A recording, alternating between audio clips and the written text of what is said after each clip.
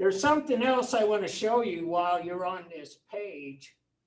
And this is at the bottom of your menu on the left side. It's called Folio. I wanted to show you this.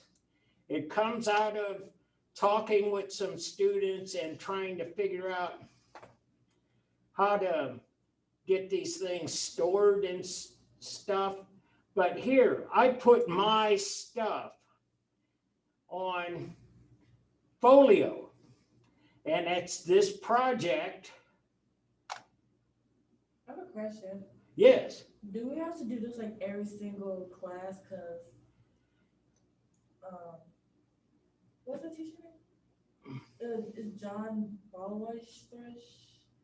I don't know how to pronounce it. I can pronounce it, but it's like whatever, our design teacher. Yep. Yeah, he was talking about folios where. Oh, yes, I'm glad. Yeah, that's what I found out. Now, let me explain the long story here. I taught at Truman for 25 years, and we had a graduation portfolio requirement for every student, and a lot of schools do that. And so I was going to find out what it was like here. I couldn't find that it was a graduation requirement, except that in art, there were a lot of hits on having a graduation portfolio. So you guys who are art majors really need to pay attention here. And so this is I'm just putting my stuff on here, these are some of the skills that I'm expecting you guys to demonstrate, but mine is really only about the teachers' side, but it is, let me see, I had here basically what this is, and it is a storage site, and you can load stuff on here. See, I could put my resume here. See, mine's a little different, but you have the opportunity to put anything you want on this page. And so here it is, a resume, showcase your work and make a favorable impression on a prospective employer. Now, I got this straight from IT. This is going to be lifetime storage for you guys. So they bought whatever it is, the server. And so you can put that kind of stuff on here. Now, what I had in mind when I designed this project was that you would have this presentation to put on there. And if your prospective employers wanted to look at your public speaking skills, professionalism, project management, communication, teamwork, research, and the fact that you can put together a narrated PowerPoint. This is, are you guys all first semester? Mm-hmm. You're gonna have, you're coming out of here with a flying start, as they say, because you'll have demonstrated much of these very skills in your first semester. And when we did the portfolios at Truman, we asked all of our students to do that. And that doesn't appear to be the case here. And I think that part of it is that we're a little too spread out between the majors. There's not a, how should I say this? I was an art teacher, but I had a lot of contact with people in history, chemistry, physics, poetry, whatever, theater, everything. So we had a kind of a tight-knit group.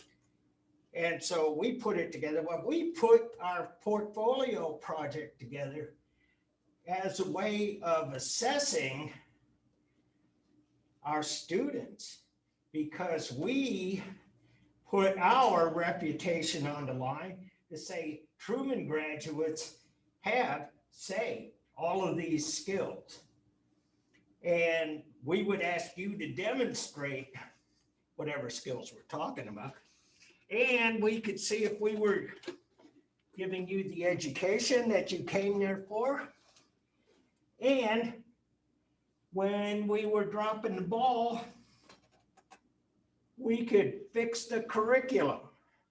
And so we did a few things where we asked students to do more writing, because we found that our students in art were very talented artists, but they didn't write so well. So that became part of our curriculum, writing enhanced courses. I digress, but this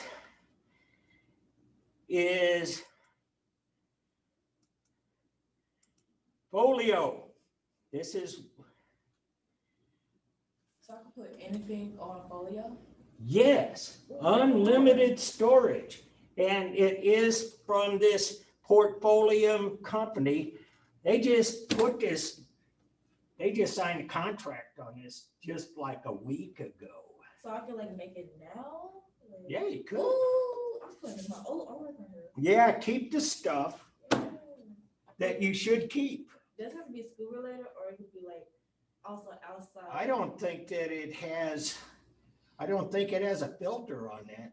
Okay. So, but you guys, and that was part of my thinking today, was I'd show you guys this and then maybe ask you on Wednesday or a week from now or something how it was working for you. Because I don't, things do different things if you're a teacher on this as opposed to a student, so. Does like company look at students' portfolio from the website? See, and that's the thing, what it looked like to me was that you could probably design your stuff in this folio and just give them access to this site. Yeah, that's what it looked like to me, but Oh, that's exciting. I know, I thought it was very exciting too. And so it's a folio for you guys. And so in this day, it is something that only makes sense. Back in my day, we had a typewriter and paper and Oh, God. yeah, yeah, it was a mess. It sounds kind of stressful. I How think you I write? was- Yeah, I really like typing on typewriters because it just like, I don't know, it's just like a feeling of it. It is, yeah, you're really connected to it, that's for sure, and you hear the noise and everything. Yes, it's just like, I don't know. How you put like how you erase a mistake? You have to like burn new paper all over again? Or Pretty much. Well, yeah, or there were two other things. You could get liquid paper and turn your page up a little bit, white it out, turn it back down and type over it. Okay. And then there was this white out tape that you could stick down Yeah, that's right. behind the carriage and then restrike it, erase it. I want to try a typewriter. Yeah, I think I used to, like, the typewriter that I used was like my grandma's, or an electric typewriter, that's really fun too. But I really like the ones where you don't have to use electric, you can just take it anywhere. yeah, you're absolutely right about that. There are typewriters and there are typewriters. One of the things about that too, in the 1980s maybe, IBM came out with a typewriter called the Selectric, which was electric and you could do all kinds of things. It's real fast. The other ones were mechanical and you hit that key, and then you'd watch the A pop up and strike the paper, the ink, you know. Anyway, Selectron? Selectric. Selectron.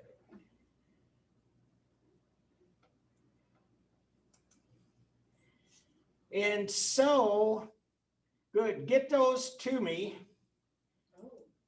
Oh. Oh man. And let's see, I think I just exited my module, but let me get it back. It looks like a regular keyboard. Yeah, keys are in the exact same space. Oh my God, I never seen this select, like, this one looks like a ball. Yeah, that's what they had instead of the keys. Yeah, that thing would turn and tilt. God, that's kind of weird. And slideshow from the beginning. Let me see where my screen share is. How's it twist? There's like a button and just twist to that letter and just. Yep. Just. Yeah. Okay, that's interesting. Well, that was kind of the last of the mechanical stuff before digital. And mechanical got pretty sophisticated. So you guys at home are looking at early medieval Europe right there? Yep. All right, Cetrus, thank you. Nice. Bless you. So here's the map of what we're going to look at today. And I want to bring your attention to, first to this part called Scandinavia. And Scandinavian countries include Denmark, which is right here, Sweden, and Norway. And they are where the Vikings come from. Oh, yeah. Yeah, we're going to see a little Vikings here. And so what happens, this is at the death of Charlemagne in 814. And what is happening at this time, and for a few hundred years before and after, is that the Vikings are invading big parts, large parts of this part of Europe. And so let me, I'm going to zoom in on this for a second, because they were able to get actually quite deep into some of these countries, some of these territories, because check this out. 1, 2, 3, 4, and then some smaller ones on top of that. But from the English Channel and the North Sea, you can get to pretty deep if you have a boat that will allow you to go upriver.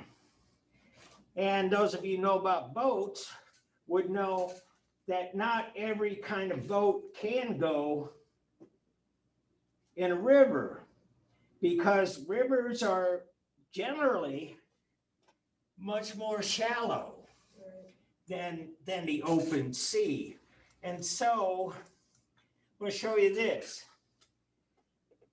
This is a Viking ship from 820. I said it was 814, 820.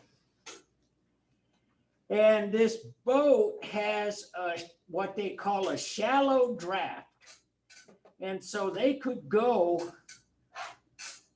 from the North Sea into the heart of Europe. And guess what?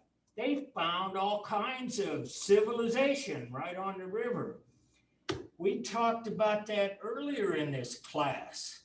Remember I told you about the aqueducts? And they brought water to places where they could build cities. And up to that time, cities were one of the first considerations about building a city was a supply of fresh water.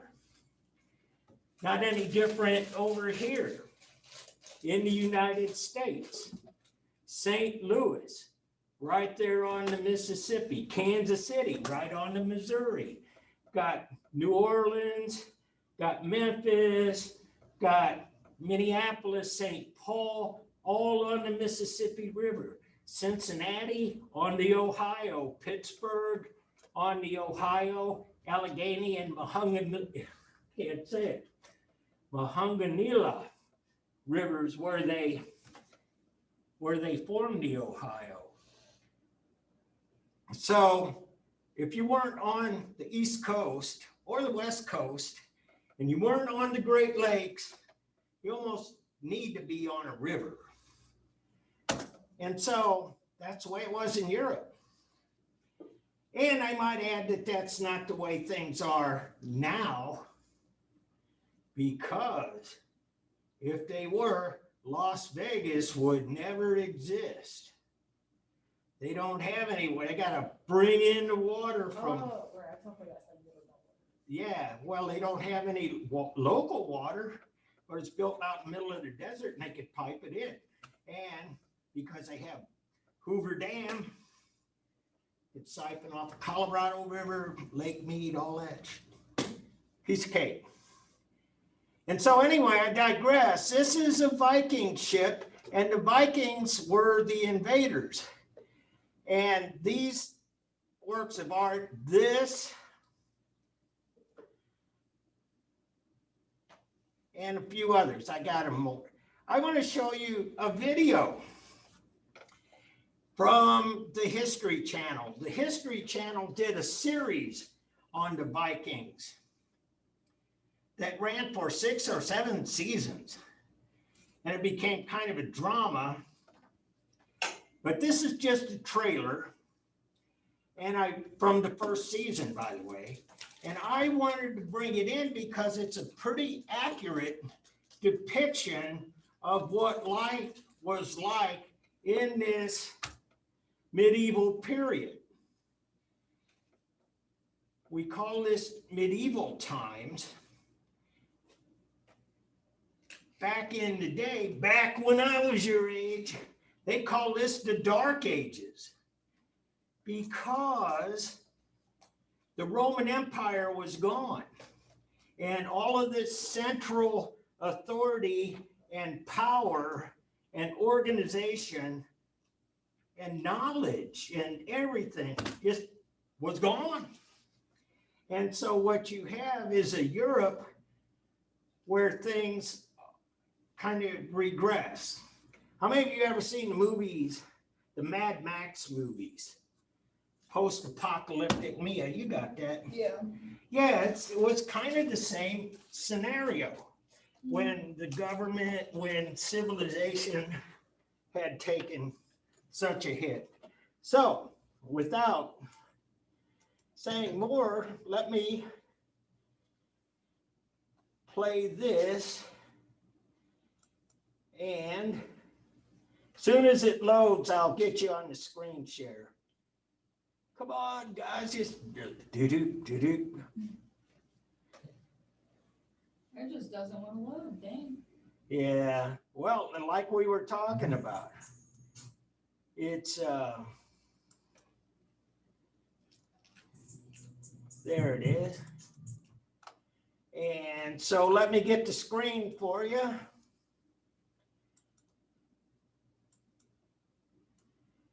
And we can go full screen on this. And we can play. Can you guys see the X's and O's? Yeah, Yep. I can see it. All right. I have a Zoom on my laptop just in case. Yeah. Okay, good. I'll tell you. And so Speaking of Vikings. this is the Viking Vikings. video game. Yeah. Actually, I think that's the other school's game. Well, Yeah, close enough. I know. I was Same gonna. thing. That's just funny because I thought about The giving. first 10 episodes of Vikings' 6th season delivered some truly Uh-oh. I got. I'm gonna play Assassin's Creed. I don't think I have I got a, I have, I know one of my friends really likes it. Shocking moments. And now the show's final episodes have some big questions to answer.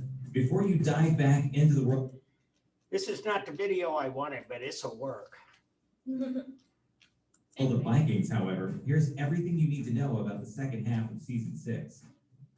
History hasn't set an official release date for the second half of Vikings season 6 yet, but all the evidence points to a fall release. Ahead of the 6th season's premiere in 2019, Deadline reported that the remaining 10 episodes of season 6 are slated to air in 2020. So this is how they lived. And these were Vikings. Wait, this on Hulu, right? The show, yes. Yeah. Oh, this one, okay. Yeah. Yeah, it's History Channel. Hulu's got it too. Yeah. We should watch it the last week. We should just And watch so, it. yeah. If the report still holds true and the network wants to get the remaining episodes out in 2020, it would have to premiere by the first part of October at the latest. There's a good chance it'll actually be the following month, though, since the second parts of both season 4 and season 5 premiered in November and ran over into the fall. So this is what that boat looked like. And all of these people would be on this boat. And I want to show you something different here. Let me, Why the boat so low? I thought it'd be like, I know, well, it is, and yeah, you'd wonder how they were able to do that. where all those people on the boat, I'm just like. Don't make the boat sink. I would not like it. I wouldn't. I know, it would be miserable. And in fact, most of this existence was pretty miserable.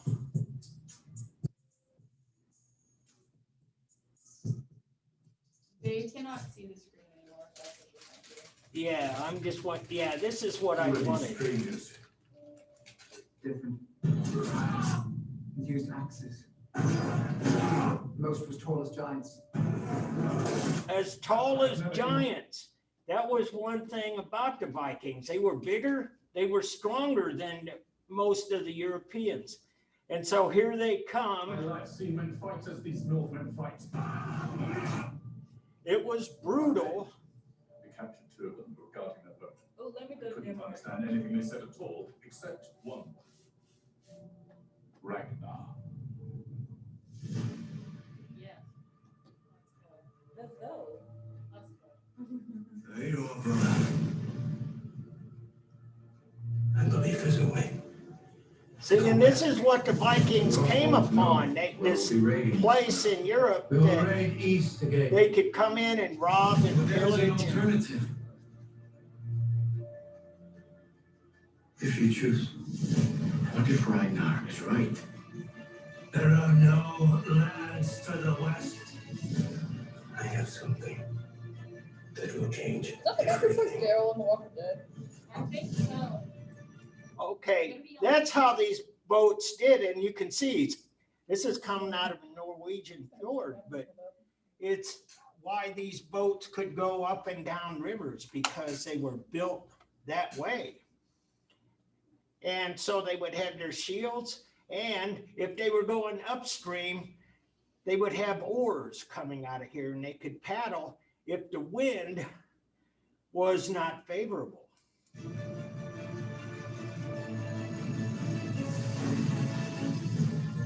There it is, right out in the ocean.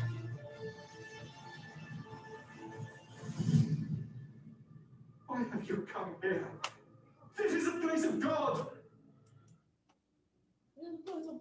The reason I stopped it there is that this guy who said this is a place of God was a Christian minister, a priest, if you will. And so the Vikings were not, at the time anyway, Christians, but you'll see the struggle. Tell them not to be afraid. They're not welcome in my kingdom. Read Ragnar Lothbrok. This is a man who does not believe in our law. Oh, shit.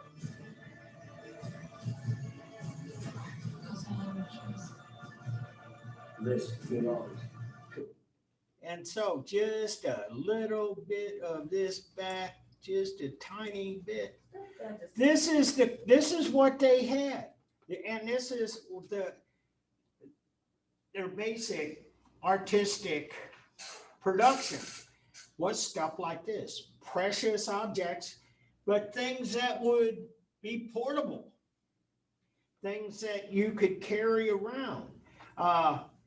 They did some building, but not much, but mostly what we'll see in this chapter are things that are small, and we'll see manuscript illumination, which is bookmaking.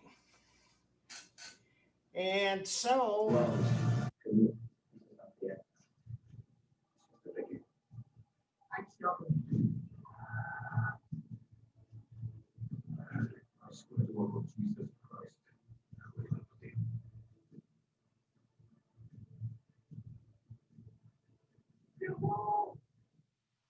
You are the man that people say you are.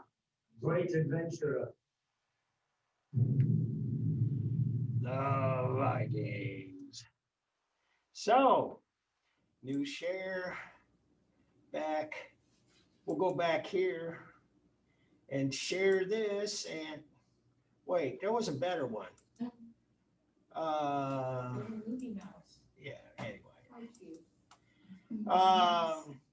Yeah. We'll Yeah. open this up bigger and do the slideshow from the beginning. So, you guys seeing the Viking ship? Yes, we can. Oh, okay, good. I Thank was you, like, thank who are you. you talking? Oh, it's me. Well, I'm mostly concerned about the people doing this on Zoom because sometimes I get a I'm false just gonna do this for you. impression on my computer of what you guys are seeing. So yeah, Brooke, you rock and roll. So this is a Viking ship. And I wanted to show you, this is the animal head post from a Viking ship burial. And I want you to notice a couple of things. One is, look at one of the things they did in their artistic design is create this kind of pattern, which is called knots, K-N-O-T-S. It's like a string or a strap, but it's kind of all tied together, overlapping.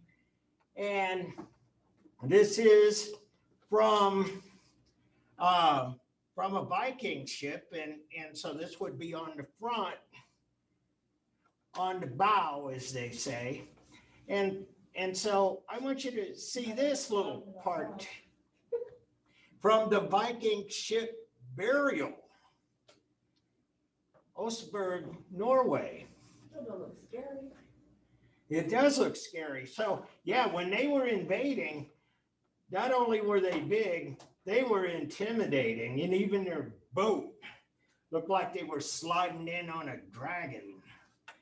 And so yeah, that was quite a debacle. But I wanted to show you this. This it says from Viking ship burial. One of the reasons we have this stuff is that Viking ship captains were buried with their ship. That is weird. I don't like Yeah, that. that's weird, but they would, and one of them was found in this place in England. It's called Sutton Hoo Ship Burial, Suffolk, England. I'll show you where that is. That would be right here, and it's right on the coast, and it's right there, easily gotten to from Scandinavia. But this is the kind of jewelry and stuff. See, this is 4 inches high. This is the kind of thing, this is the kind of artwork that mostly they had for the time. And, Oh, we have the same thing. Okay. oh, I gotta turn this off. I'm getting too many. And so, yeah, gold, silver, precious stones, and mostly jewelry, chalices, crosses, stuff like that. And so, like I say, they found this Viking burial from what they believe was 625.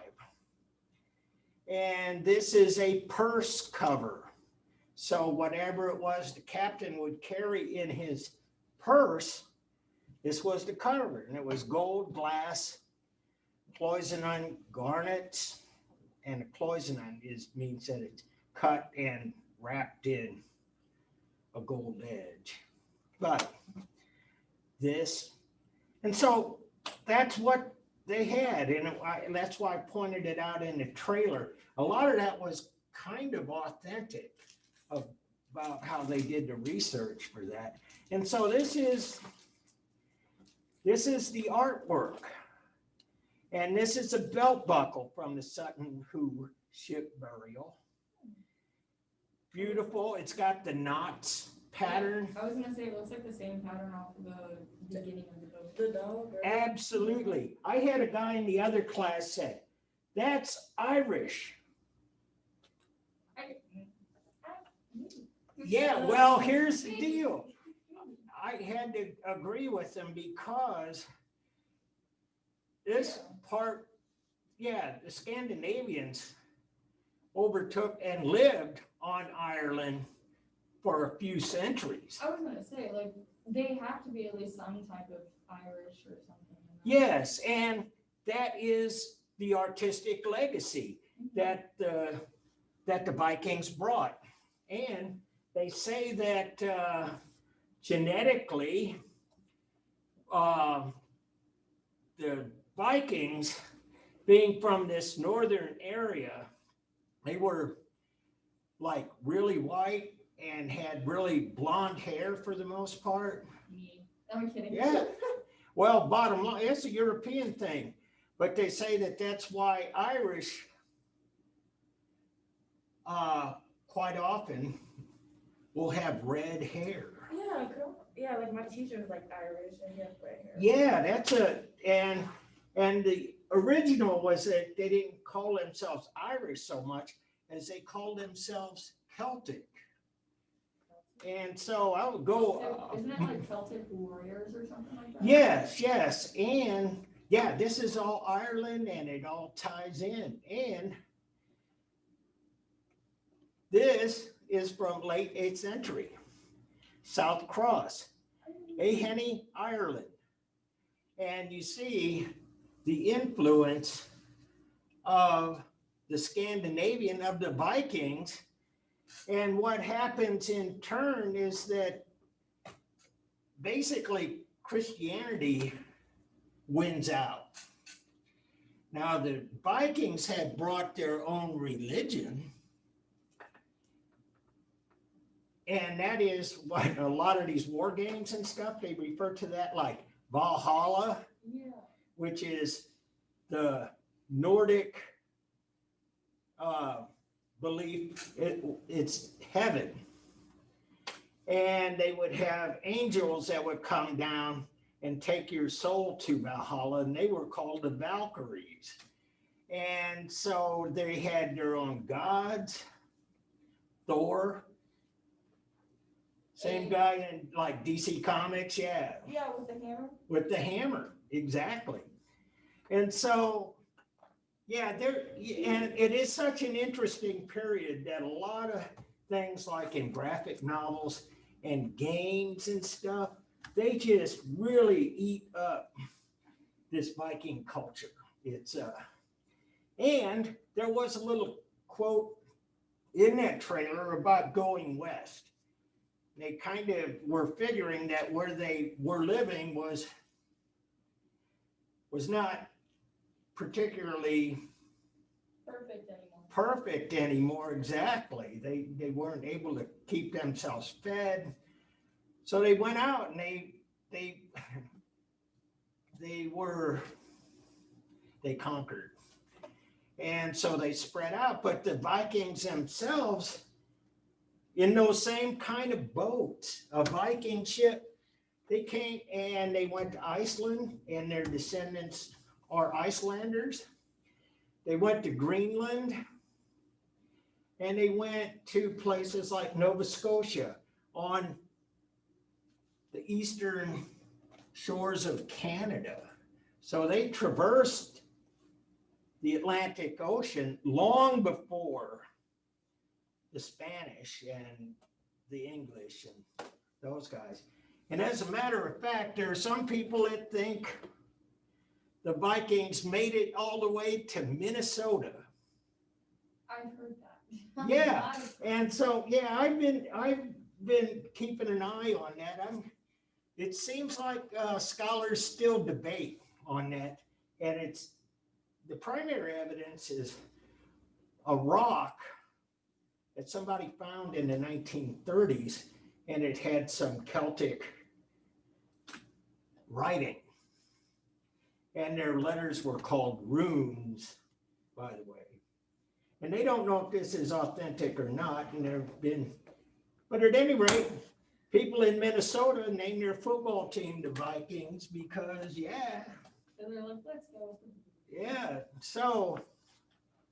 so they weren't like this big artistic culture, but they had a lot of artistic skill, and they, along their way,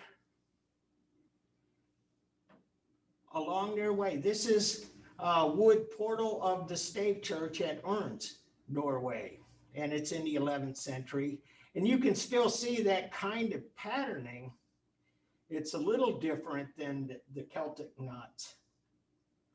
But you can see this is a Viking thing, as well as I was showing you this, the belt buckle. And this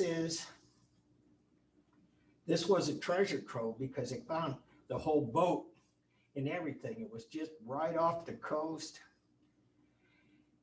And so they still find things. I got to tell you that too, because I like this stuff. I get National Geographic and a lot of those news feeds, and archaeologists are finding this kind of stuff, as they say, hand over fist. They're really finding a lot more because they know where to look.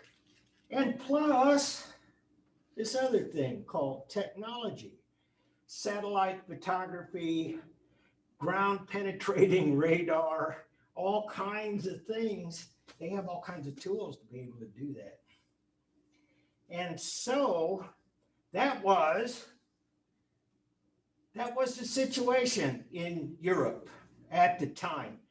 I have to tell you that I'll show you the map again when we come back here on Wednesday. We're going to kind of talk about the Romanesque period, which kind of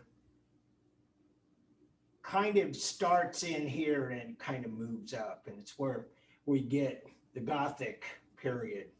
But at any rate, this is what was happening in medieval Europe. And so the other thing in terms of artistic achievement and contribution is this: illuminated or illustrated manuscripts and the book arts. And so I have a Khan Academy video. It's real short too. It's like 3 minutes. And he talks about, and this guy is really kind of cool because he talks about a number of illuminated manuscripts, not the exact ones we have, but he kind of gives a good breakdown of how they were made and how they were used. And so we're loading.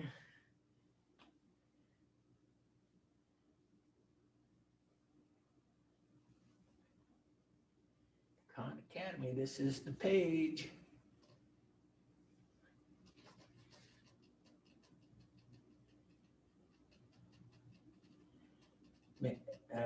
Teacher.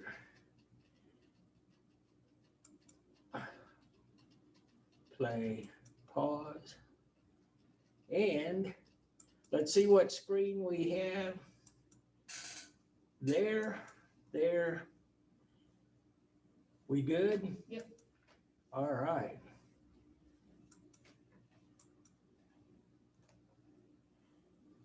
And so we should be getting, let's start it. or even important objects, or that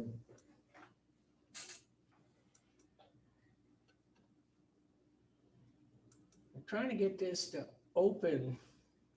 Can you still see that, Brooke? Yeah, we're so good. most people, when they Okay. come upon the gallery, I think are rather surprised that these little books were even important objects, or that they could be so finely and so splendidly painted. People often don't realize that the greatest artists, the finest artists of the Middle Ages and the Renaissance, illuminated manuscripts. They were a primary art form, not a minor or decorative art form. And the earliest great illuminated manuscripts were of liturgical use. They were used in the celebration of the divine services. There are books that were written by hand and painted by hand, and painted with gold, silver, lapis, and precious materials to glorify the word of God. The Stammheim Missal is arguably the greatest manuscript in the Getty collection.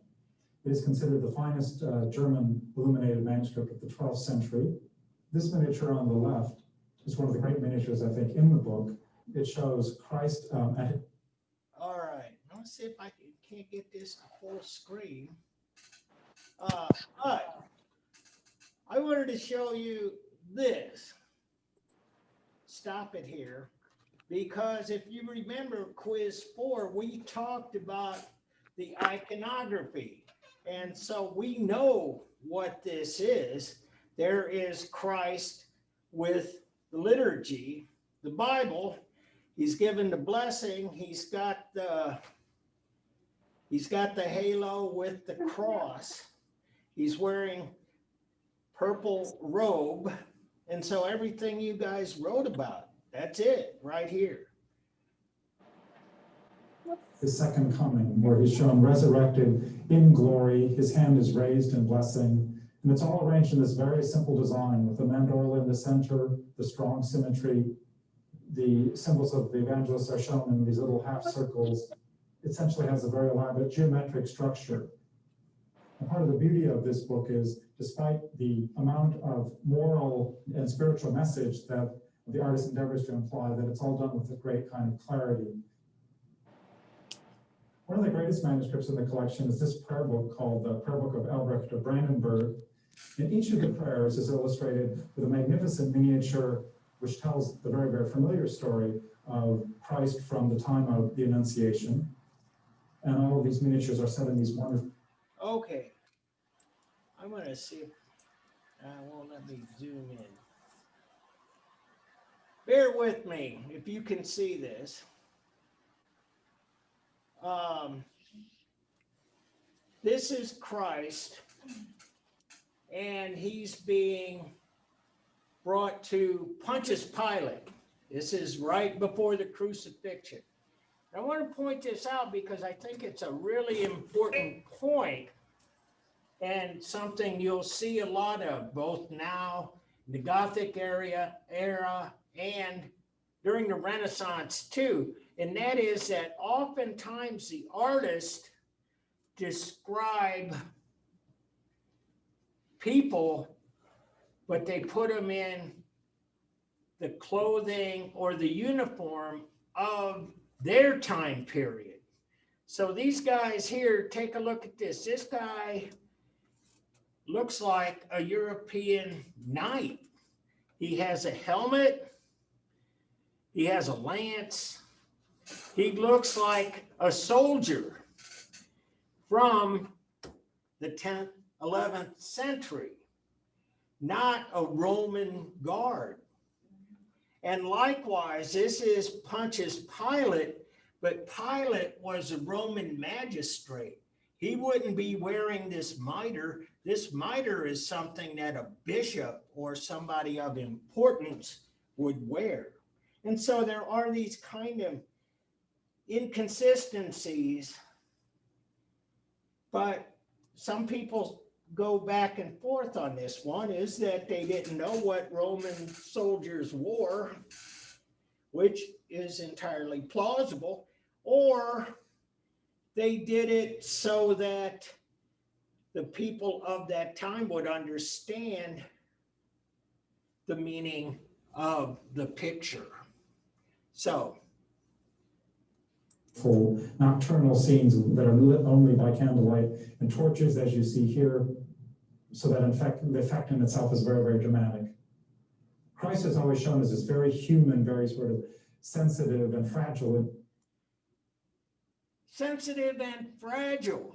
This is something that is a break from what you've seen in Byzantine culture and Byzantine iconography. And basically what we're seeing here is the results of the Great Schism, where the orthodoxy persists in the Eastern Catholic Church, the Greek Orthodox, and in the West, it kind of develops in a whole other fashion. And one of the things that happens to Christ in this, and see, here's another 11th century guy, and so are these guys. They're not from Judea, they're not from Jerusalem.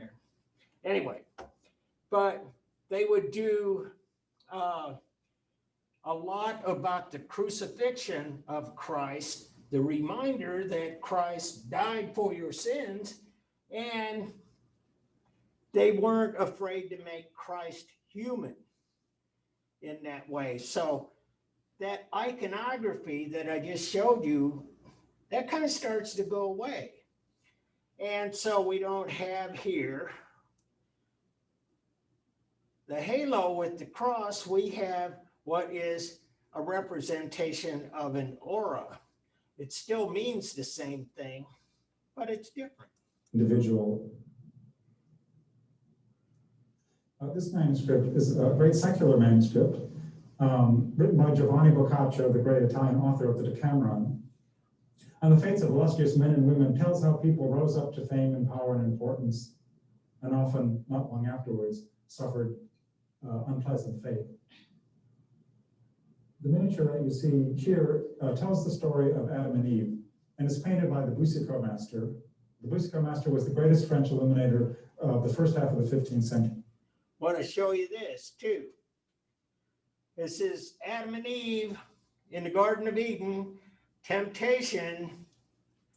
That snake is horrifying. Yeah. The snake is horrifying. That's why I stuffed it. I don't like the snake. I don't like the idea of a snake with a human head. Exactly. A human head, not only a human head, a female human head. See, one of the things that happens at this time in the religion is that women are blamed for original sin. Well, yeah, because they blame Eve, even though Adam's the one that messed up. Oh, yeah. Yeah, exactly. I think that we don't look at these things the same way, but you'll see a lot of iconography and a lot of pictures for hundreds of years about women and demonizing women. They were the start of the problem. Yeah, that's kind of what the message is here. I think the problem existed before that, but they didn't force it. And on top of which, he'll go through a little analysis of the page here.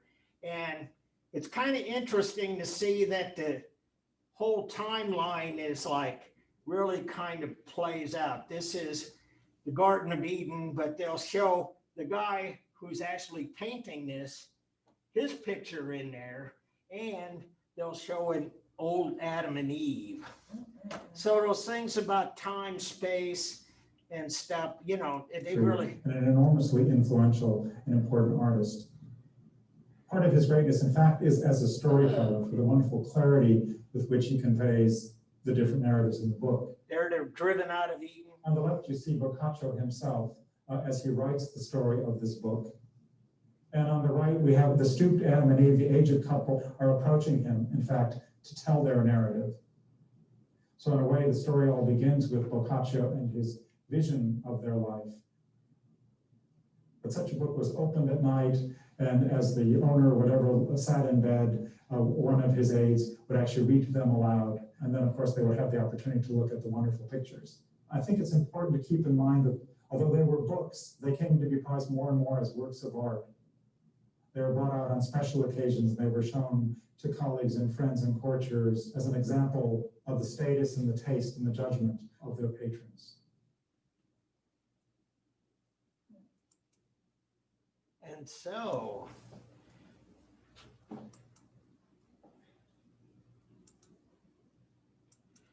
that's why I wanted you to see that. I thought that was a pretty good explanation of what these things were. And so you see over time, they really start to develop, you know. And so here we have an early one from Scotland.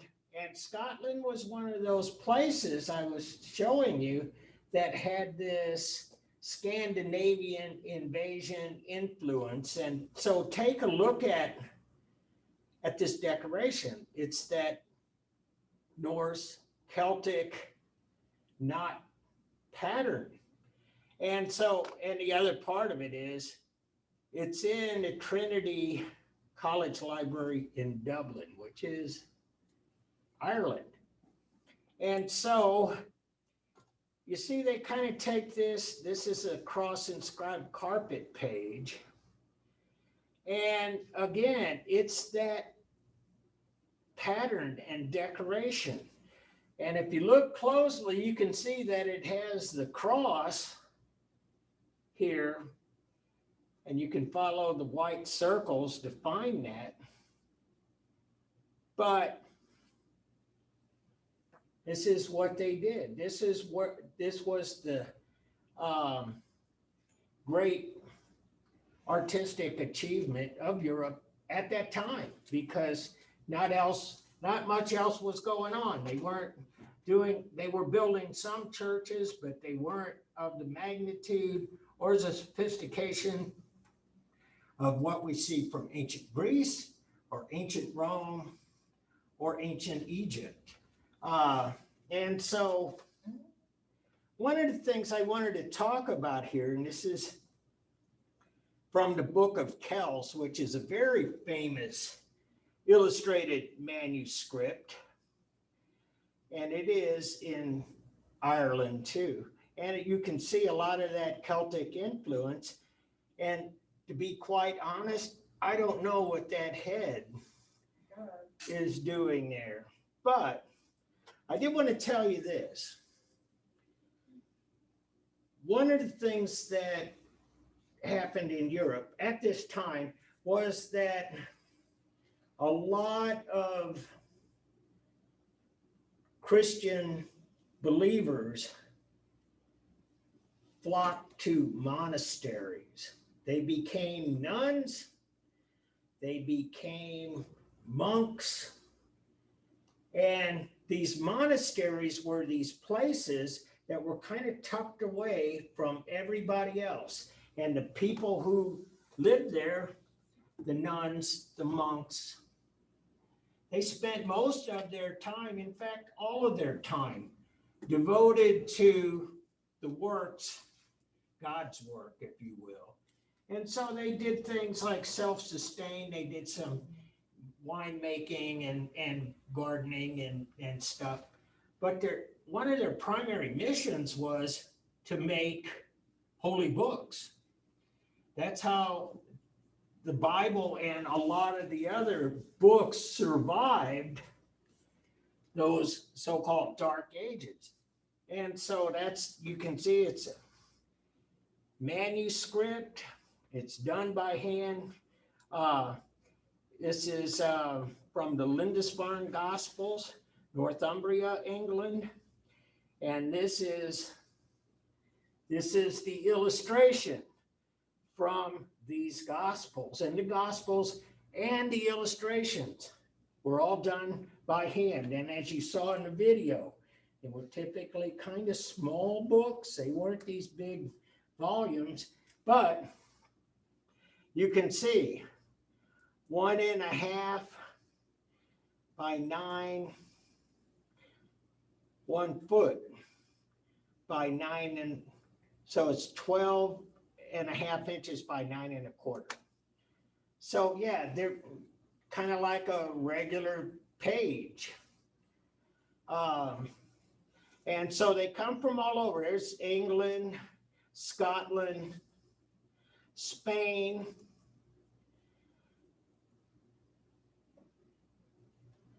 And I put a star on this one. This is Christ enthroned.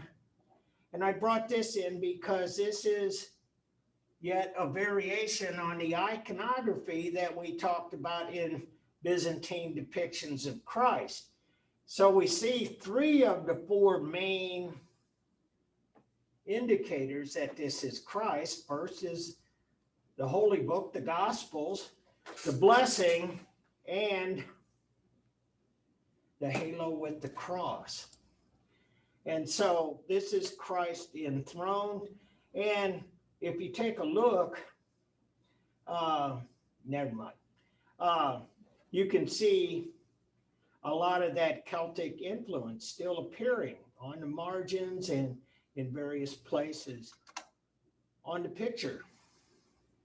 The coronation gospels, 9th century, St. Matthew, and we see a lot of that in these illustrated manuscripts because the 4 gospels that were accepted as legitimate and part of the Christian faith are the 4 gospels of Matthew, Mark, Luke, John.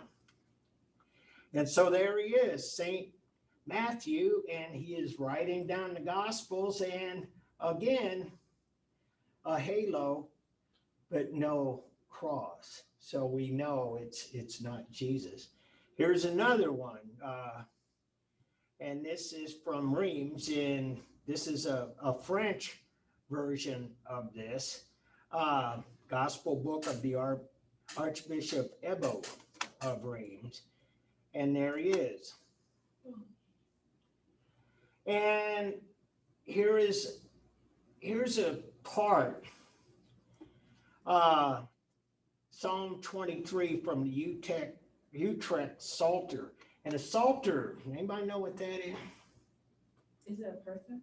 It's a prayer book. The Utrecht Psalter from the Abbey of St. Peter's in France. And so anyway, this is what this book would look like. And I always thought this was, I was just looking at it carefully, that has XXII, which is 22 in Roman numerals, and there's the Psalms in Latin. Anyway, they say it's Psalm 23. I'll go with it because I can't translate it. And here's a schematic plan for a monastery. So these monks and these women, these nuns, they basically were keeping much of the civilization afloat, while the rest are doing exactly what you saw in that Viking video. They're trying to get by, they're fighting, there's not, it's just kind of a miserable time. Again, that's why they call it the Dark Ages. Here's a Utrecht Psalter. It's from Psalm 44. And I did not look this up. I'm kind of thinking this looks like the walls of Jericho, but I'm not sure. Annunciation to the Shepherds, Reichenau, Germany. So this is going on all over Europe. We've seen Scotland, Ireland, England, France, Spain, and Germany. And here it is, the Lindau Gospels from Switzerland. And we have the cover on this. And this is, like I was showing you earlier, and this was really kind of the scale and the purpose of much of the artistic activity. And well, this is gold and precious stones. And obviously this is Jesus. And he's there, and he's here as being crucified.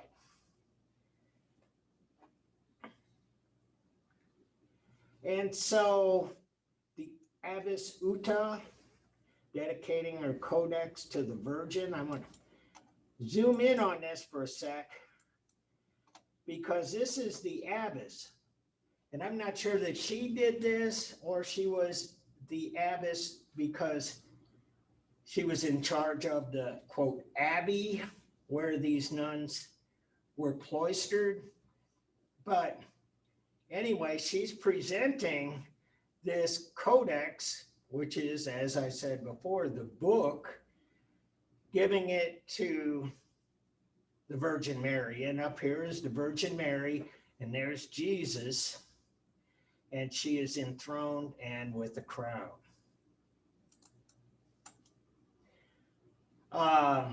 Jesus washing the feet of St. Peter. And so here it is. We're really in Munich, Austria, from Reichenau, Germany. But anyway, we're talking about the Alpine German, Austrian area. Bottom line, we're starting to get away from that iconography. We see the halo with the cross, but Jesus doesn't have a beard. He's got bigger eyes than anyone, and so he sees more than anyone else. Otto III. What happens in this area was that they start to consolidate. When we talk about Charlemagne and Charles Martel, and eventually this area, they fend off the Vikings and they create what is called the Holy Roman Empire. And so they have emperors of the Holy Roman Empire, and they are kind of agents of the papacy in Rome. And it's kind of a dual governance situation where government has their part. They have the armies, they administer, they do the trade and everything. And on the other hand, and that's what this is about. See, these are the church elders, and these guys are the warriors. You see the spear and the sword, and here's Otto. And he is ruling over this, one hand on a disc with the cross.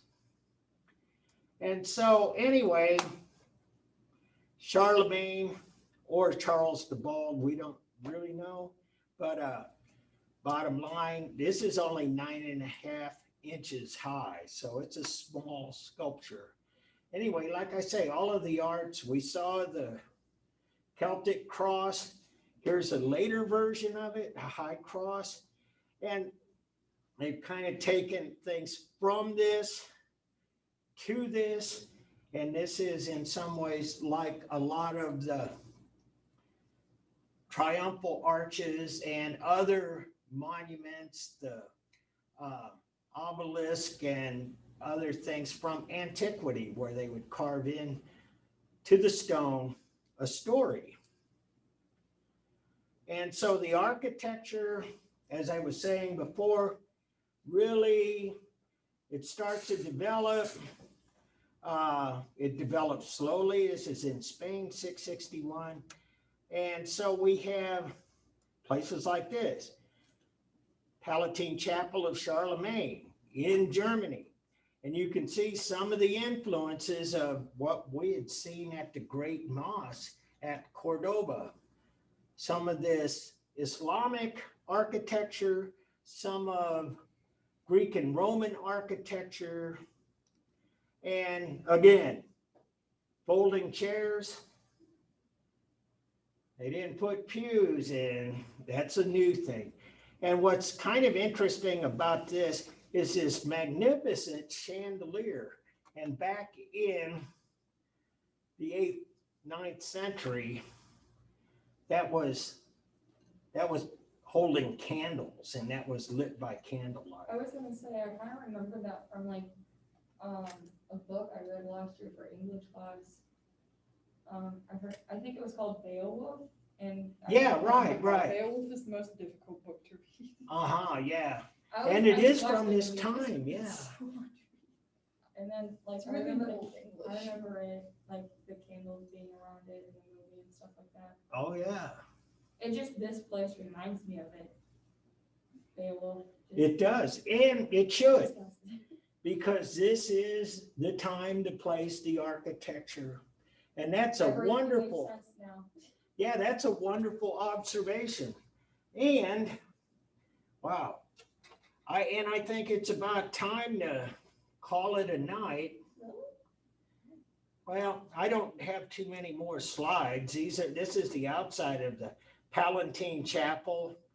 And you can see the architecture is kind of interesting, but it's not those magnificent places that we see contemporary to the Islamic architecture.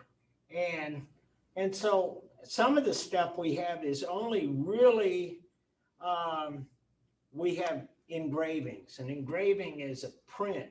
It's where you take a plate, a metal plate, you etch, you carve into it and ink it up and make multiples.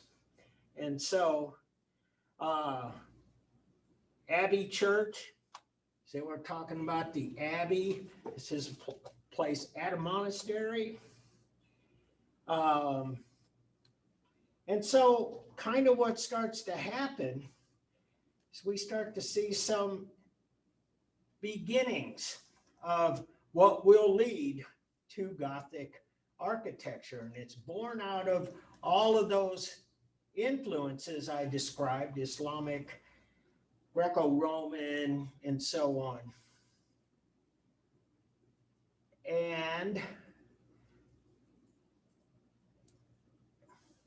And so, yeah, a lot of these aren't too much of a departure from some of the places that we see in Ravenna, but you know, the mosque developed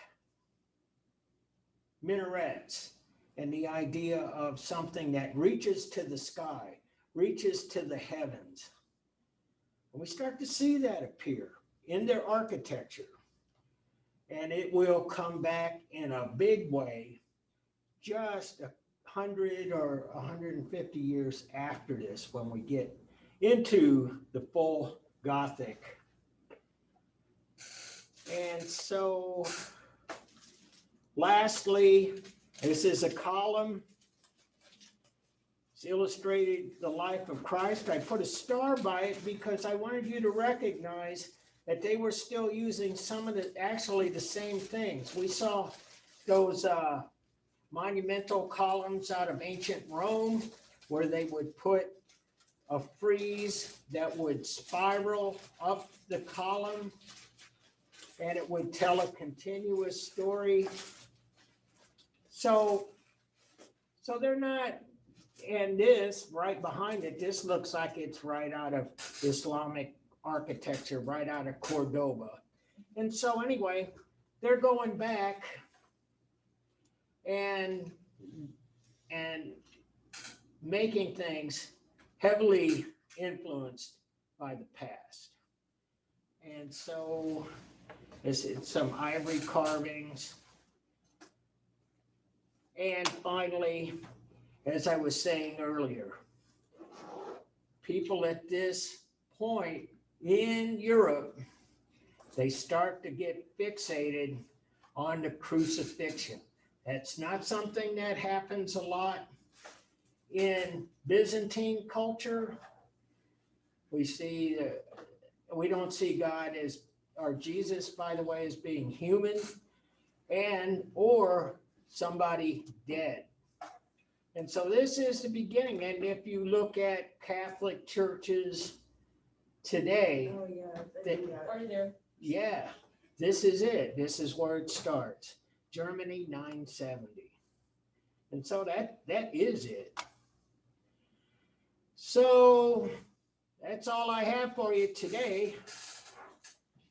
And